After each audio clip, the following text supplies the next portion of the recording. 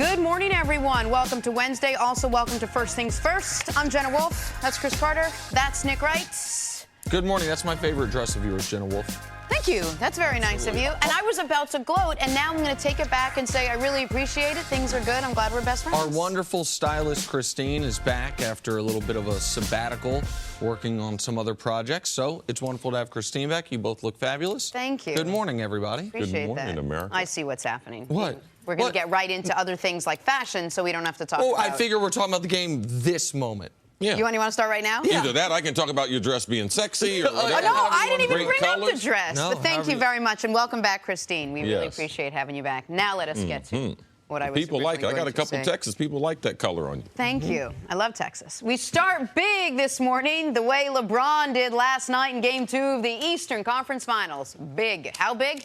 21 points in the first quarter, en route to a 42-point triple-double for LeBron James. But the Celtics at home are unbeatable, outscoring Cleveland in the second half 59-39. LeBron, unlike what he was able to do against the Pacers, could not do this alone. And last night, he was basically alone. Celtics win Game 2, 107-94. They're up now 2-0 in this series. Here's LeBron James after the game. How will I digest it? I'm going to go home tonight and see my 3 kids, see my family, recalibrate, see my mom. I think I'll be fine. I'm not going to lose sleep over it. You know, you go out and when you lay everything on the line, you know, at the end of the day, you can live with that. So there's a lot of different angles we could take this from. Let's start first with the Cavs. I think this surprised a lot of people. CC, I'll start with you. What happened to Cleveland in Game 2 in their loss last night to Boston? They ran into a better team. And that's what you could see in the second half of the game. They were able, and I had concerns with Cleveland coming into the game, but about 3/4 away through that first quarter, when LeBron was doing LeBron type of things, and the Celtics were still within 2 or 3 possessions of the game, LeBron was playing incredible. And I was thinking, man, if they don't get a bigger lead when he's on fire like that, then it was going to be a problem. Ultimately, it was a problem. And you could see that the Celtics defense, they made adjustments at halftime, and you could see those adjustments, what they made, as far as shutting Cleveland down, shutting down the other players.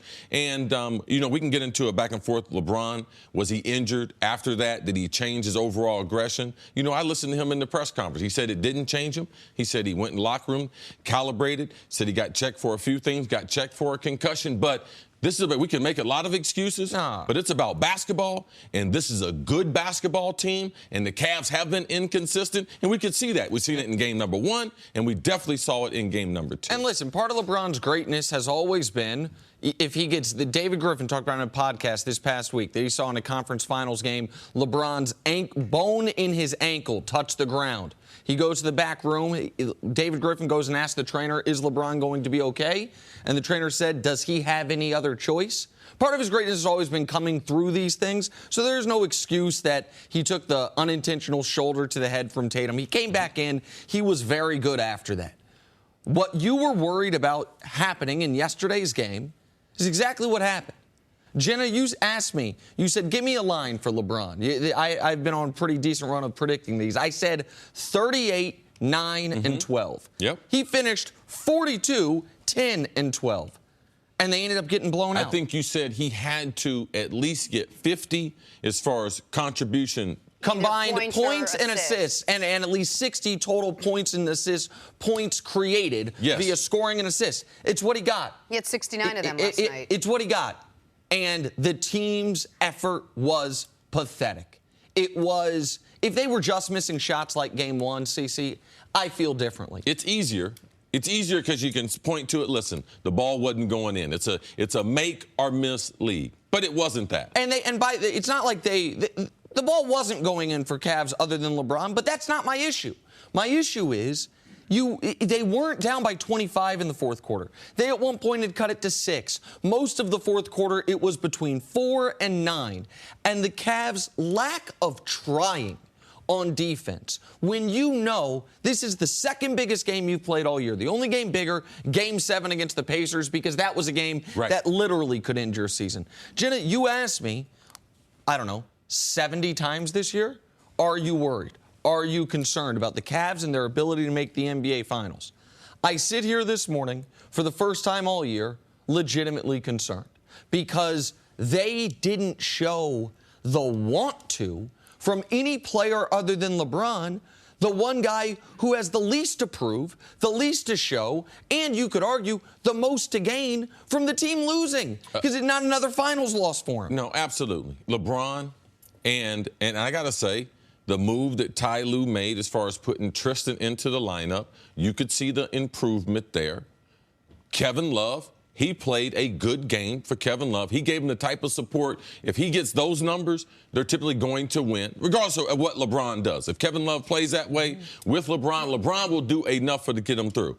But the thing that we just can't hide, and it seems like they were hiding game number 1, hiding game number 2, is the overall backcourt. George Hill and J.R. Smith. I mean, they've been awful. Nothing. When you're talking about getting dominated by field goals, dominated by three-pointers. Like, if you think that the backcourt of the Celtics are going to be able to outshoot the backcourt of the Cavs coming into the series, you've been like, man, the Cavs have no chance to win. If that's the case, it's totally lopsided. 41-3 last night is what that graphic showed. I mean, it's awful. A lot of times, like my good friend Tom Jackson told me, you put up a graphic, I believe America can read. Yeah. Right. And it's easy to see that the tide in this game, we can talk about LeBron, we can talk about Horford, we can talk about Jalen, but it's the backcourt. And what they did and how much better they have been, especially in last night's game. All Cleveland had to do was look across the way. Boston didn't do anything spectacular, but they were balanced, right? They had a very balanced attack from the beginning of the game. Even when they were trailing, even when LeBron was going off for 21 points in the first quarter, they stayed in the game. They did not let LeBron get the best of them the way Toronto did. LeBron never got in their head the way it happened in Toronto. But what's the one thing you said you were worried about? No supporting cast. 3 players on the Cavs team scored in double figures. 6 players for Boston. They did it methodically, and they were balanced. Listen, George Hill's never played in NBA Finals. This is the best chance he'll ever have to go to an NBA Finals. Someone should let him know. J.R. Smith has been, for the better part of his NBA career, and you know I like J.R. personally, but let's be honest. J.R. Smith, the better part of his NBA career, has been something of a punchline, something that he did to himself to make himself a punchline. When LeBron leaves this offseason, J.R.'s never going to be on another championship or even close to championship caliber team. Someone should let him know that. Like, you put it up there. The starting backcourt played 60 minutes last night. 60 combined minutes. J.R. Smith, I do believe, Dusty, you can fact check this, but I'm just going on my gut that this is true. J.R. Smith became the first player in playoff history to have more flagrant fouls than points. That's what he did last night. Like, it was an outrageous performance. And the effort, man. The lack of getting to loose balls. For the Celtics to play like they were the desperate team was embarrassing for Cleveland. Yeah, it really was, given what was at stake. Because if you didn't have the volume on the game, and you didn't have all the graphics at the bottom, and you didn't know it was the Eastern Conference Final, like, you would have thought these... Game. Absolutely. This is what I saw during the regular season. And the Cavs are on a back-to-back after traveling from Miami the night before. Yeah, whatever. I mean, they went to a party or something. Like, this looked like a regular season game in 2 different cities for everyone but the front court, that being Kevin Love, Tristan, and LeBron. And you saw it with the eye rolling and the frustration, and you saw their faces on the bench. But now Boston goes on the road. Boston hasn't been great on the road. The Cavs are going to be home. So are we writing the Cavs off? Do they have a chance to get back in this? Listen, maybe I'll regret this. I said I was concerned. I'm not saying the Celtics have won this series. I watched the Celtics play 2 great home games against a team very similar, hot and cold to the Cavs this year in Milwaukee, and then go to Milwaukee, lose those 2, and that series went 7 games. But now the Cavs got to win 4 out of 5. Now the Cavs have to win 1 game on the road, which they did going into the series, obviously. But now it's going to have to be either Game 5 or Game 7 if they get there. And they no longer have, and this is what I'm curious real quick, your thoughts on this. I had the confidence, and I felt they had the confidence, that if LeBron's great, we'll be okay. Well, LeBron had a 40-point triple-double last night and 21 points in the first quarter, and they lost going away. I wonder what that does to the other guys on the team who feel, wait, so LeBron can't single-handedly beat this team the way he was able to against the Pacers, the way he's been able to in the past for us. Yeah, it's the Cavs' goal They got to get this back to 2-2, some type of way. Now, I believe going into the series, the Celtics are going to win this series. But I don't sit here today and think the series is over. You know, LeBron James at home, they can easily have this 2-2. And then what's going to happen? See, I don't believe the home court advantage. I do believe the home court advantage and the role players of the Celtics will be the big difference in this. All right, well, the Cavs have until Saturday now to figure out how to get back into the series. They trail 0-2 to the Boston Celtics in the Eastern Conference Finals. Coming up, let's talk some football. Lane Johnson, friend of the show, he's got more to say about what's going on in New England. Wait till you hear this next on First Things First.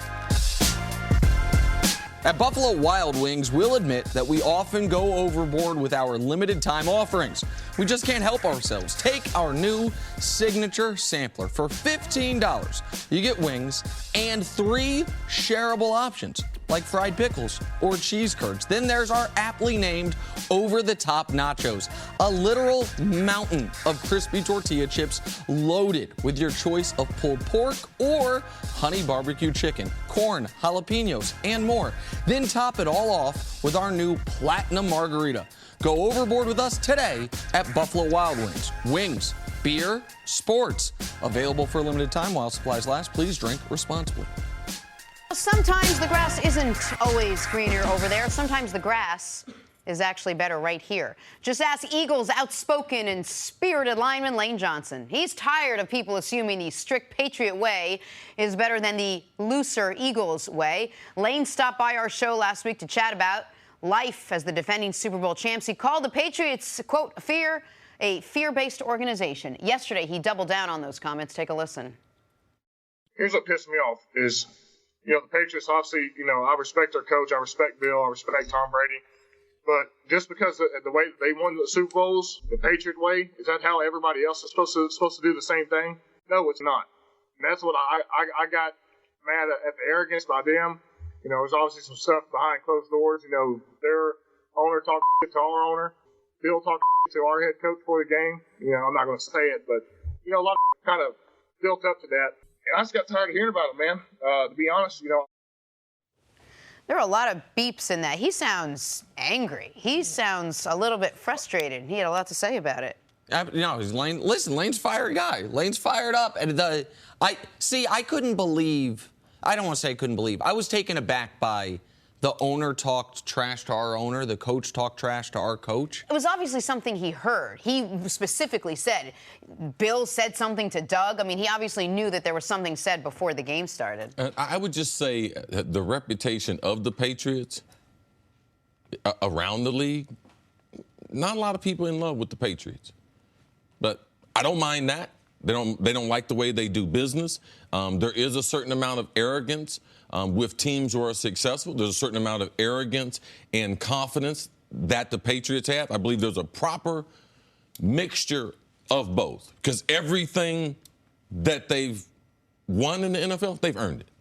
Like, they've earned it. Like, he's coached up these players. They have made the plays. They make more plays in big games than the rest of the team. So if that's part of the Patriot way, that's what they do. In critical situations, they play those better than anyone else.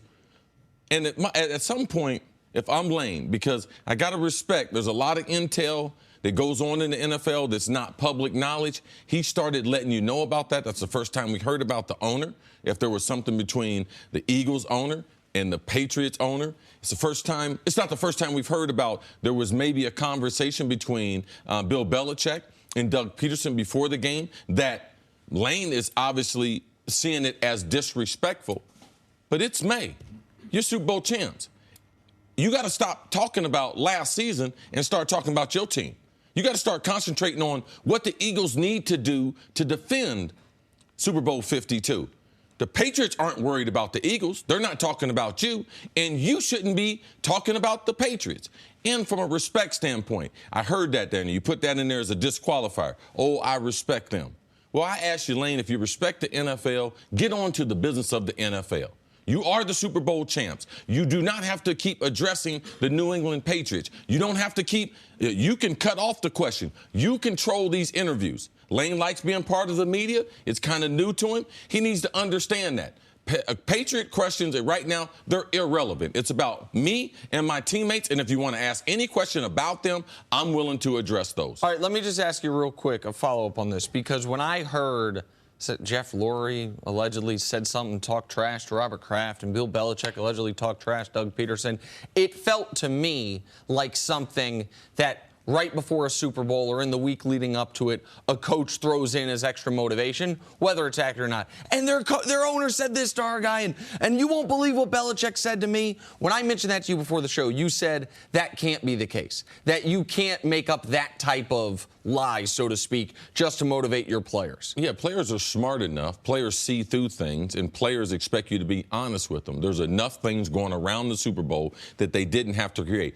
Players don't need to be motivated in the biggest game of their life, especially when it's the Eagles going against the Patriots.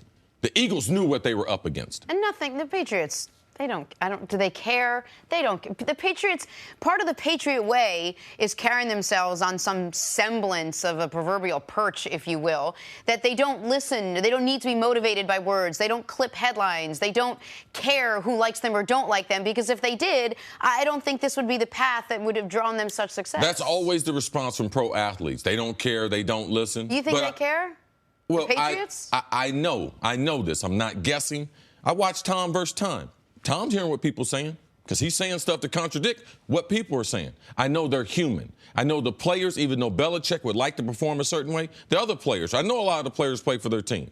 They got fun. The players hate the fact that Belichick gets all the credit. Like we never talk about New England, how good their players are. Oh, it's only Gronk, it's only Brady, and it's Belichick. Those are the only players that they have. The players there, they do care. There was something else Lane Johnson said in this, though, that I do think is instructive and interesting for the 30 teams that aren't the Patriots or the Eagles, for any team that's going to play the Patriots. And he made the point that he felt like a lot of teams are beat halfway beat, he put it, before they take the field against New England. That the Patriot mystique, the aura of Tom Brady, that it gets in their head and that they don't play their very best game. And Lane Johnson, his point was, man, I'm not going to play a single snap against Tom Brady. I'm focused on their defense. He said, I didn't think their defense was that great. He talked about the yards they were then able to accumulate on the defense. I do think that's noteworthy for other teams. And I also personally am rooting. I know people think I'm not an Eagles, that I'm against the Eagles because I picked against them last year, but I am rooting for the Eagles to have sustained success. Because this Lane Johnson stuff, even if you think it's now too far into the offseason, it's much more fun as a football fan than the Patriot way. It's much more interesting than we're focused on Cincinnati, we're focused on Baltimore, we're moving on to the next week. It is more fun to have some of the soap opera stuff, and if they can be successful despite it, or maybe not just despite it, but in part because of it, that could be good for the NFL. As Denny Green would tell us, we're paid handsomely to play professional football. It's not high school. It is not college, and people expect a professional performance. It's about playing well. So when I'm not rooting for any team. I'm rooting for good football. I don't care how you do it. I don't care if the guys can be quote machines. I don't care if the guys can't say anything. However you can put a good football team together, and I know there's many different ways you can do it. But in the last 30 years in my association with the NFL, there's been no one more successful than the Patriot way. So I respect that because it's won out over time. All right, we'll leave it at that. Coming up, can Aaron Rodgers play until he's 40? That seems to be a theme amongst NFL quarterbacks. That's next on First Things First. To the NBA lottery now. The Phoenix Suns were awarded the #1 overall pick in the NBA draft. They had what, Nick, a 25% chance? They had the best chance of any team, yep. It'll be the first time the Suns pick first in their franchise history.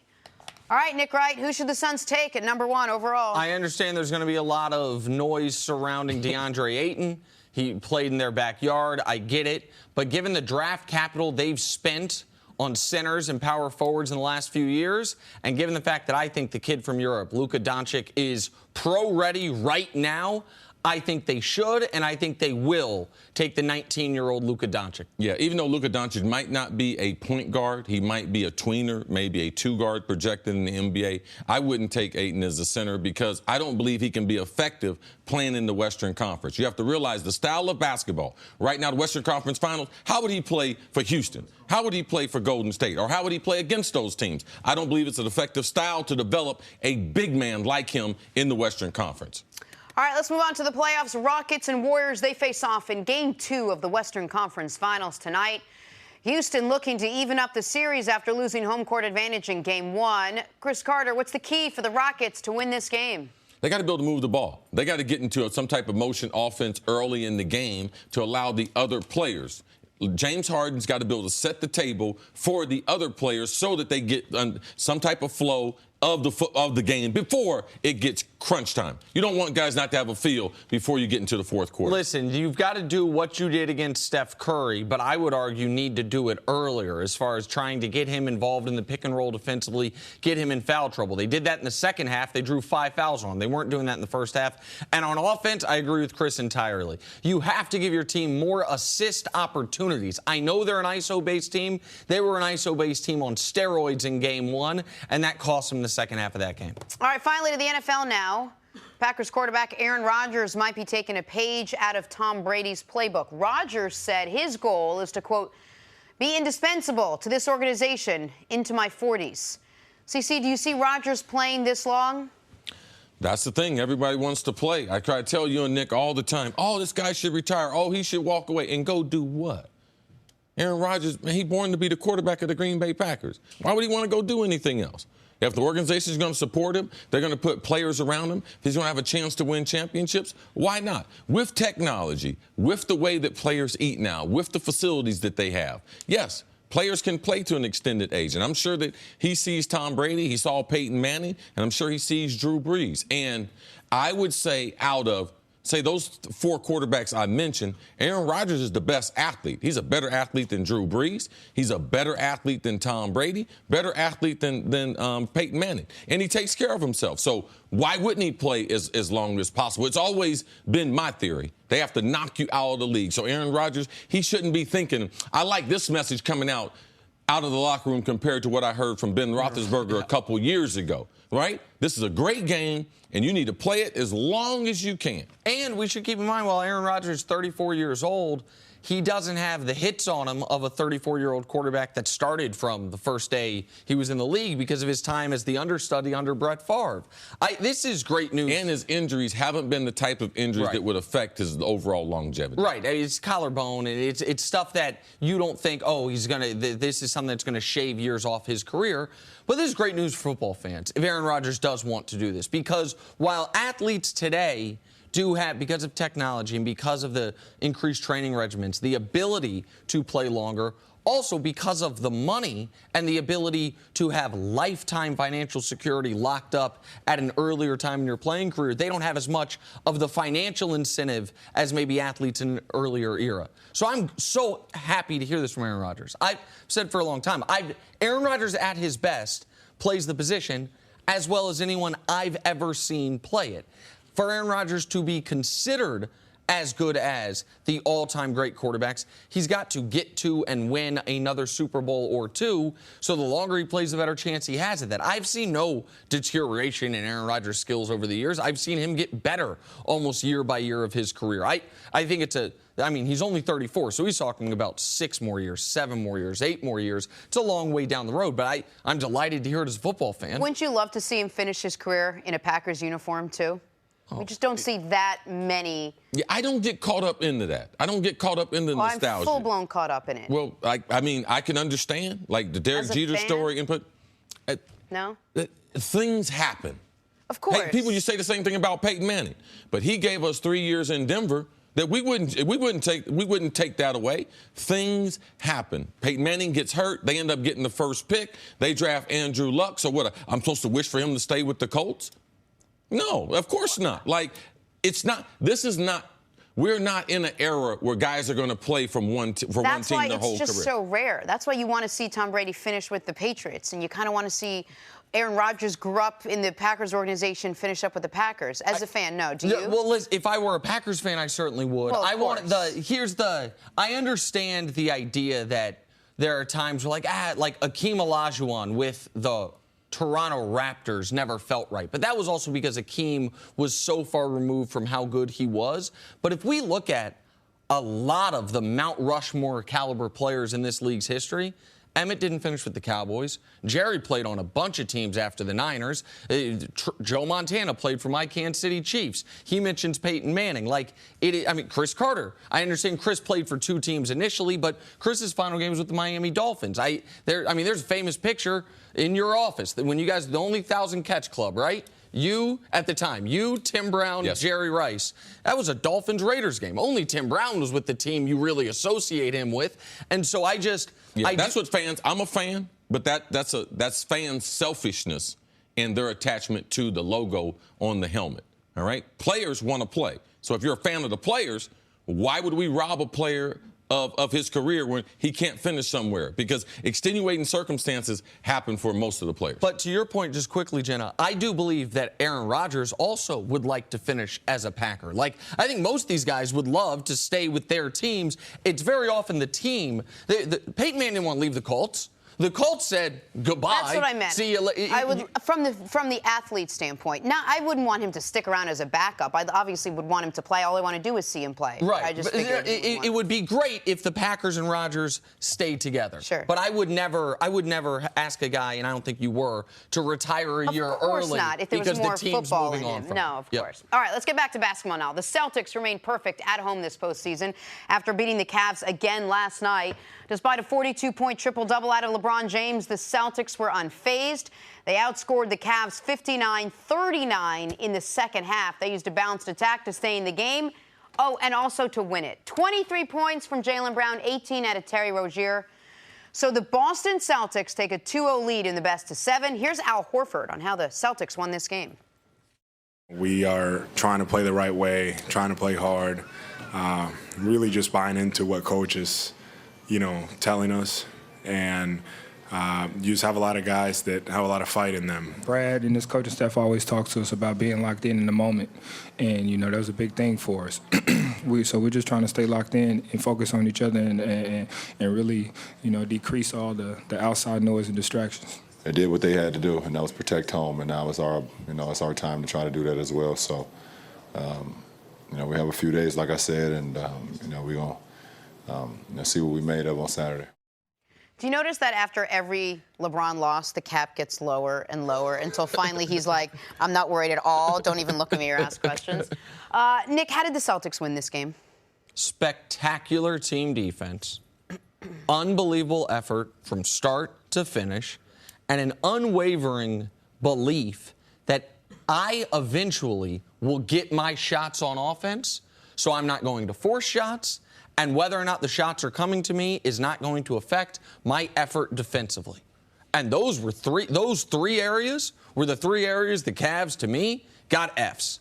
Their team defense was pathetic. Their effort was abysmal.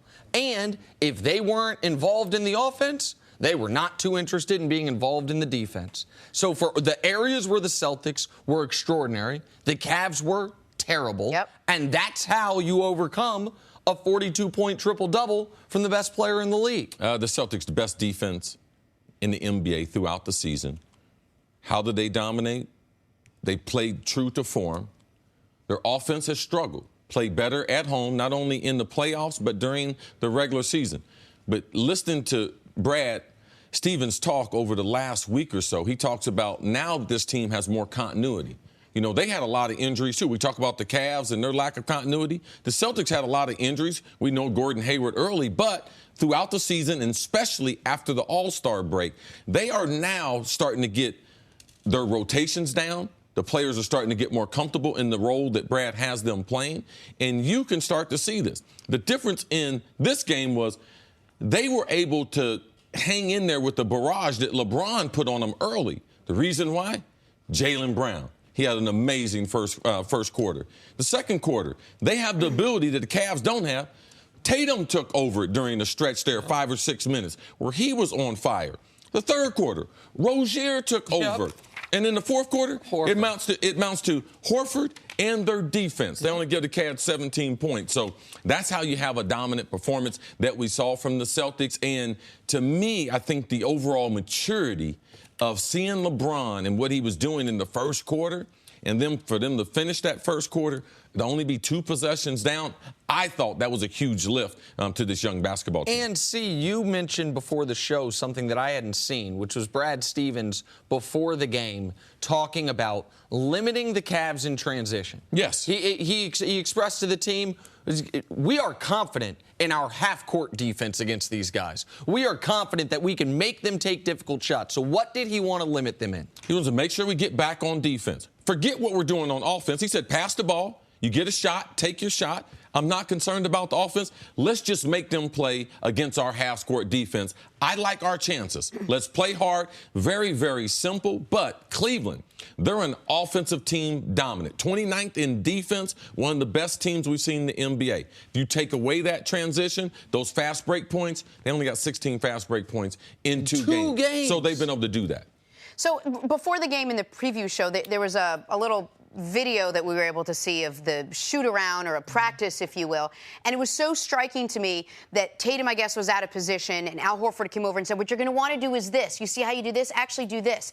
And then I think 2 other guys came over. Like, this is, you called them young. This is a team that's actually still learning how to play together and to teach the other guys. And to have a guy like that play on the same court as a guy like LeBron James, who could just put up a triple-double like it's 42 points like it's nothing, 21 in the first quarter. It's so impressive, and it speaks so much to what Brad Stevens is doing with this group of players. And it speaks to their overwhelming their talent as basketball players and their minds. Because here's why I bring up their minds. And here's why it matters that Jaylen Brown went to Cal Berkeley when he had scholarship offers from maybe more prominent basketball schools because he was interested in the academics there. It matters that Jason Tatum was one of the few guys Duke says, listen, Duke can have almost anybody. They pick the smartest of the best high school recruits typically.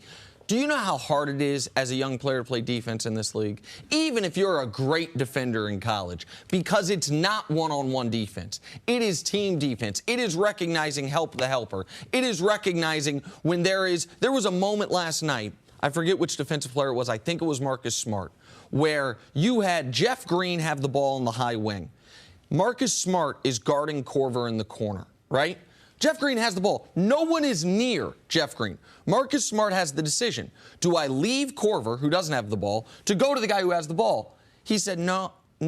If I do that, it's going to be a corner 3 for Kyle Korver. That's the best shot the Cavs have. It was a semi-break in the third quarter. Yep. He was in between the players, but he made the right decision because they're going to stick to the three-point line and stick to the highest percentage shooter. And that's just high IQ defense. Like, yes, Brad Stevens is coaching that. Those guys are going out there and executing it. They're the number one defense in the NBA all regular season, as CeCe mentioned. That's not make-believe. What they've been able to do at home is remarkable to me. But the defense has stuck with them all series, all playoffs, all year long. And you saw it last night. The Cavs were stuck in the mud in the half court, which Stevens said was their goal going into the game. All right, take a break. Coming up, how come nobody wants Dez Bryant? Next on First Things First. Welcome back to First Things First. Former head coach Eric Mangini is back with us. Coach, nice to see you. Brother. True story. Yesterday afternoon, if you lived in New York, what happened around 4 or 5 o'clock? It was I was literally grilling. Yeah. And it was beautiful. By the Skies time get it was dark. lit, it looked like the apocalypse. I mean, it was black. We were under tornado watches. There was like a horrific thunderstorm that came through. And I swear I said to myself, I bet you Eric Mangini's on the show tomorrow. Right, if there is a storm. I bring the thunder. I've Bring never the seen thunder. anything like it. We got a new nickname. You got it. Bring the thunder. Bring the thunder. Yeah, you can't be Chocolate Thunder. We already have one. We appreciate that, Coach. But in many ways, you do resemble chocolate thunder. All right, that being said, let us talk about Dez Bryant, the NFL's biggest free agent name without a team to call home. That after the Cowboys released him and then proceeded to tell the world how unproductive he is. He's been linked to a few teams, most recently when his former teammate Jason Witten said Dez would be a good fit with the Packers. But it has been the case with other teams. Reportedly, the Packers are out on the wideout. Coach, would Dez actually have been a good fit in Green Bay?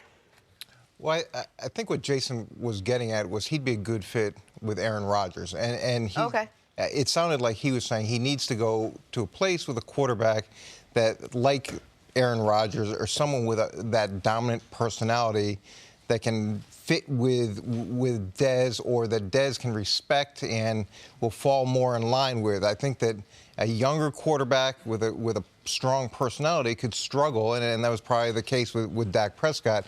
So it didn't sound like it was about the actual scheme. It sounded like it was about the quarterback, is what Jason was getting at, and I think that would have worked. What do you think? In terms of him fitting with Aaron Rodgers? I think he'd be great in that system, in the sense that Aaron Rodgers can make anybody look great. Right. Whether or not Aaron wants to deal with any of the things that Dez brings with him, I'm not sure how strongly he feels about that. If you didn't have a Hall of Fame veteran quarterback, would you be interested in Dez Bryant if you were the head coach of a team? Well, it just depends on what Dez's attitude coming in is. He's looking for a one-year deal, a deal that he can hopefully springboard into something more significant. So those players are very motivated, and typically those players tend to be more coachable, and those players tend to be more productive. So there is an upside to bring someone in on a contract like that. Now, if it becomes too big of a management issue, or if you think that management issue is going to outweigh the potential of him hitting, then you move on. Typically, I would be excited about a player that wants a one-year prove-it deal. Is the potential downside to that if you are on a one-year prove-it deal and you do have a history of a volatile personality, that if you're not getting targets, if you're not getting the stats, if you're not getting the ability to prove it, that actually could be a bad thing?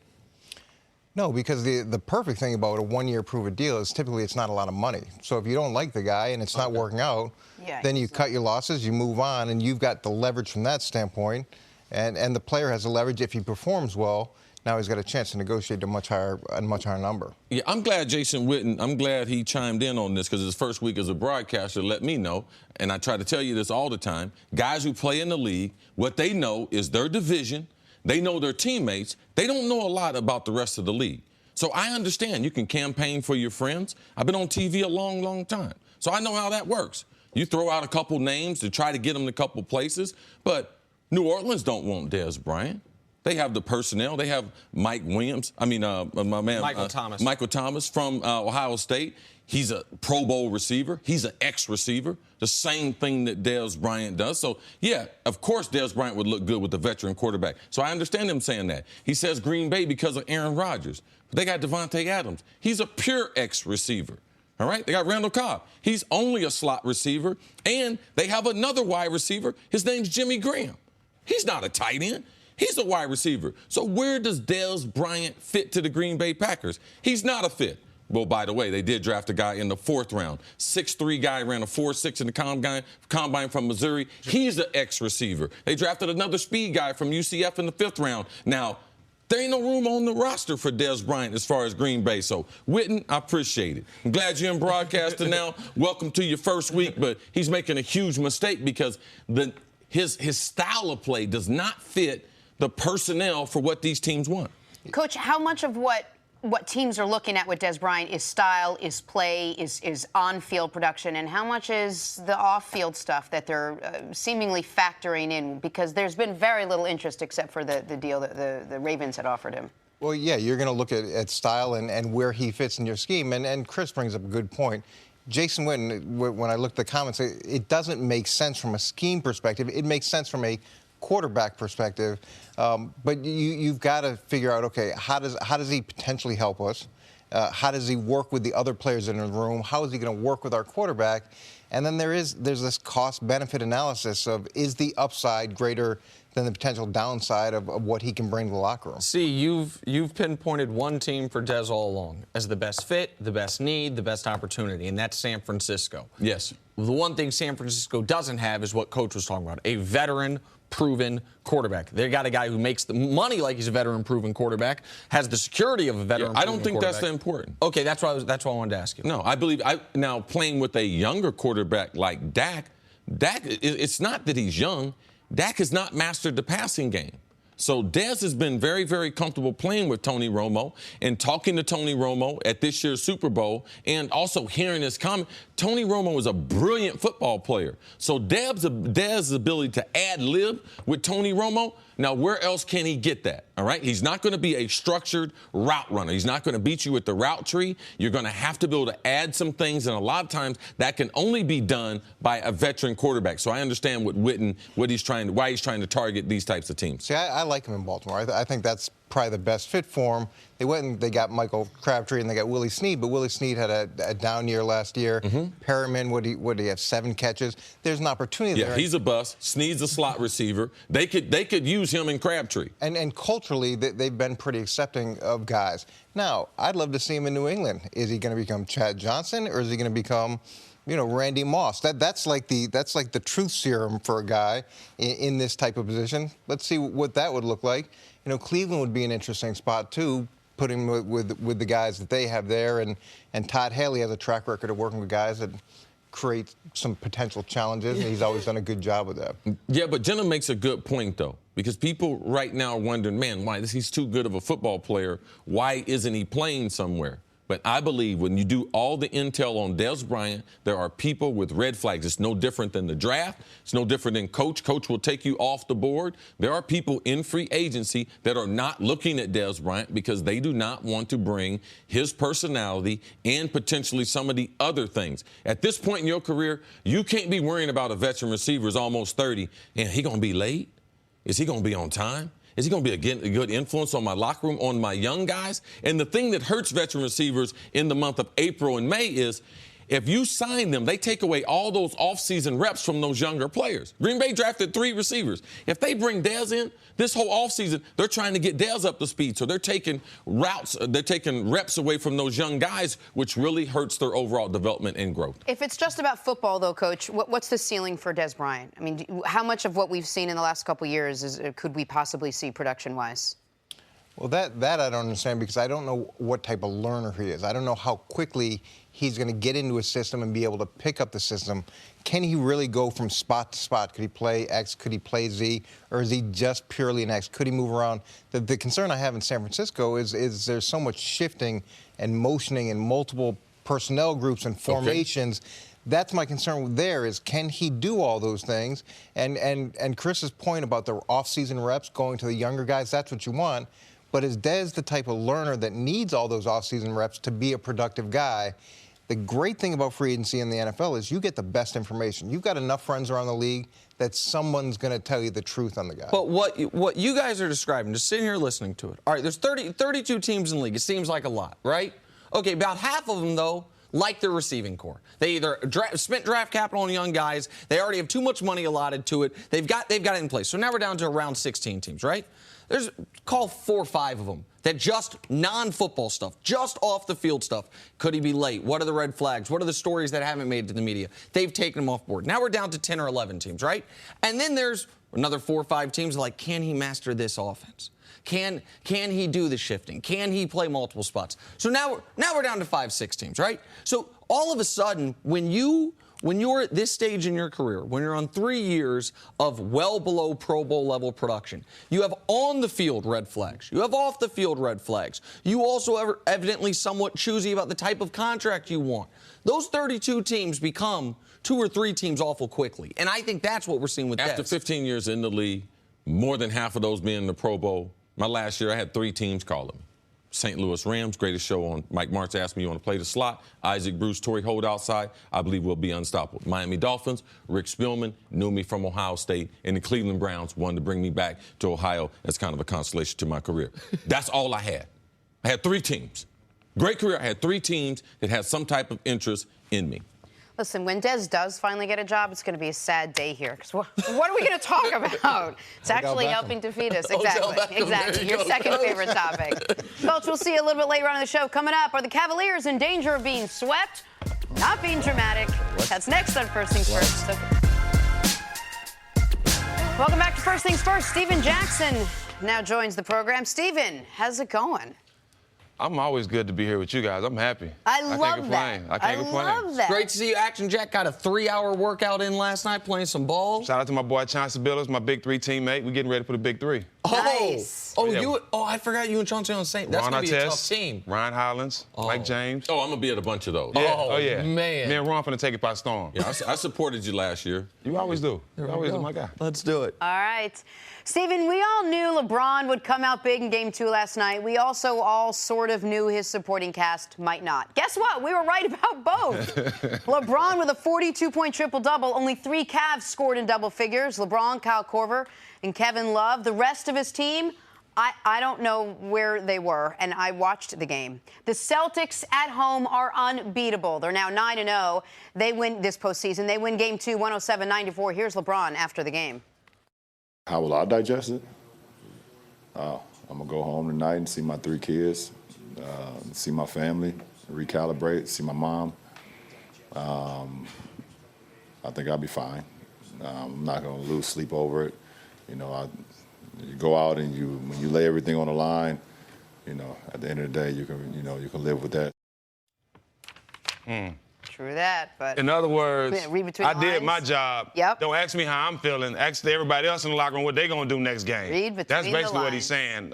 We all said it. We were all right. LeBron's going to come out and dominate. But the difference, besides him dominating, you see 2 different teams. You see a team that is unsure of their role in Cleveland. You've seen players that, like J.R. Smith, when LeBron misses him on a wide open pass, he starts pouting. A lot of guys on that team start pouting. You see guys on defense that's never played defense in their life that's asked to guard guys one-on-one that's not been able to, like guys like Kyle Korver. The Celtics, it's easy to see they're playing as a team. They're playing for each other. They're coached that way by the shots that they're getting. They, like you said, I heard you say that they're not worried about taking shots. Nobody is. They're just playing the game. They're going with the flow. It's easy to see that the Celtics are playing for each other and not the personal game. You can't see that with the Cavs. I didn't watch the game with you last night, but I was thinking about you when I was watching in this regard. I would imagine there were some possessions defensively by the Cavs in the second half last night that made you angry. Drove me crazy. Why? I figured that was the case. Tell the audience why. Well, it's certain possessions where you can't allow a guy to have Kyle Korver on the ISO and get 4 to 5 dribbles and expect him not to get scored on. Yeah. Like dip his shoulder on him twice. The defense was terrible. You can't let Morris be at the top of the key against Tristan Thompson and take 3 and get all the way to the rack and get an and one with no help.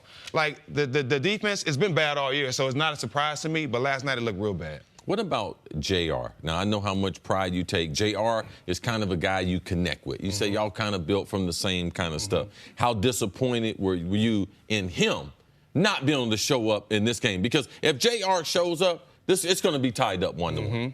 Well, I'm highly disappointed because not only have I been publicly saying that he's the guy to make shots and he's a good friend of mine, it sucks to see that him not taking advantage of this moment.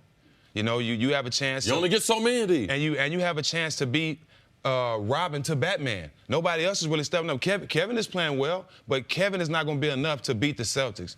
Kyle Korver had a great game, but you can't rely on that. I say it all the time. Kyle Korver is not going to beat you. He's going to get some open looks. He's not going to beat you. JR, other guys, they got to step up, but they're not finding that right now. That's the part about JR really the last 2 seasons that has been the most disappointing to me, particularly the series. JR, with what he did, let's not forget, Game 7 of the NBA Finals, the beginning of the second half, he's the one at the third quarter scored 8 points, get the Cavs back in that basketball game. He sobbed at the post-game press conference with his dad in the room, talking about how he had felt he had made some decisions that made his family look bad, that had made him look bad. He had an opportunity to rewrite his NBA story to a degree. This is his last best chance to make an NBA Finals. This is George Hill's maybe only chance to make an NBA Finals. And for those guys to not take advantage of the moment, JR could have erased what was his worst professional regular season with a good NBA playoffs by being a poor man's Kyrie to LeBron's Batman. And to be 0 for 7 from the field last night, have the awful flagrant on Al Horford. It's because I also like JR. Like, you know him better than me. I know him a little bit. It's disappointing to see. Yeah, and that was the story of the game. We'll talk about a lot of different things. I don't know if you saw this earlier, but we put up a graphic, the backcourt. I think you'll be astounded by the numbers, the lack of productivity by Cleveland's backcourt. Yeah, I saw that. Last night, 41 to 3 in a championship atmosphere, a game that you got to have. You have two veteran players that don't give Kevin Love and LeBron in support as far as George Hill and JR. And to me, that was the most disappointing thing in watching the game. These two players who you're in legacy type games. These are the type of games that change how people think about you. They didn't seem to have the sense of urgency that I thought that it should be appropriate for that situation. And, it's a play when LeBron James was taking it out, and they ran an out-of-bounds play, and J.R. Smith came off wide open towards LeBron, and LeBron looked him off. And ever since that, J.R. was pouting the whole game. You go back to the game, you'll see when great observation. And he was pouting the whole game, and he never was able to get it back. He has to be able to play well, especially with me. We talked about it, how much I love the game in the past. It bothers me to watch the game like that, knowing that I want to be out there. I would love to go out there and give 110% and help LeBron, and see guys out there not getting the job done when LeBron is working so hard. It's hard to watch. It's so frustrating to constantly talk. This has been the narrative throughout the whole season. LeBron needs a supporting cast. LeBron, they need to step up. Are they just not good enough, or did they not try last night? What was it, an effort thing, or they just don't have the skill set to do it? You have Tristan Thompson, J.R. Smith, George Hill combined for 11 points. How do you win a game like that? Well, I said Tristan Thompson wasn't going to be the answer. I mean, how many turnovers did LeBron have trying to get him the ball on pick and roll? First play of the game. You know what I'm saying? And he just sometimes he's not there. He's not locked in. He's probably thinking more about rebounding than actually being aggressive on offense. But you just see two different teams out there, Jenna. You see a team that, like I said, that's playing for each other, that's hungry, that's all on the same page, that's paying attention to detail. I guarantee you, in the meetings before games and on practice days, everybody's in there quiet, paying attention. You might have, the way it looks like guys on Cleveland locker room, some on the phone, some paying attention to the TV, some there couldn't be a bigger dichotomy between the two teams. Right. And just visually how they play, how they look on the court. The Celtics defense moves as a solitary unit. They move as one, like a shifting shape. The Cavs defense, it's 5 guys who it honestly at times looked like it's like the open gym. It's not team defense. It's not team defense. Who's next 5? You. All right, match him. You don't know how to talk to each other. That's why it looks so. And effort-wise, in the second half, in the fourth quarter in particular, the Cavs had gotten within. When LeBron came back, it was 11 when LeBron came back in the game. They'd gotten within 3 possessions down. And there were back-to-back possessions. The Cavs got to stop. And they give up an offensive rebound. Score. Give up an offensive rebound, score. There's no coming back from that. Two things. One, we shouldn't be surprised. The Celtics, during the course of the season, #1 in defense. That showed in the playoffs. Cavs, 29th in defense. But the reason why we have some sense of hope, because this is the way they were last year. Yep. And we just thought, they're going to get to the playoffs, they're going to turn it on. But the guy they're missing, don't nobody want to say it. Kyrie. He's over in street clothes. If they had Kyrie, they can play bad defense. Because LeBron, in the time that he takes a little bit of a respite, you got Kyrie cooking it up and stirring it up. They miss Kyrie. And the trades that they made to try to replace his overall productivity has been a colossal failure. That's why they're down 0-2. And at the end of the season, at the end of the playoffs, when you come to East Conference Finals, West Conference Finals, team defense wins games. I'm Jenna Wolf, and thank you for listening to the First Things First podcast. Make sure to subscribe and tell your friends, family, and coworkers about the podcast, which, by the way, is available on iTunes and all your favorite podcast apps. You can catch a fresh new episode every Monday through Friday on FS1, starting at 6:30 a.m. Eastern, 3:30 a.m. Pacific. So long.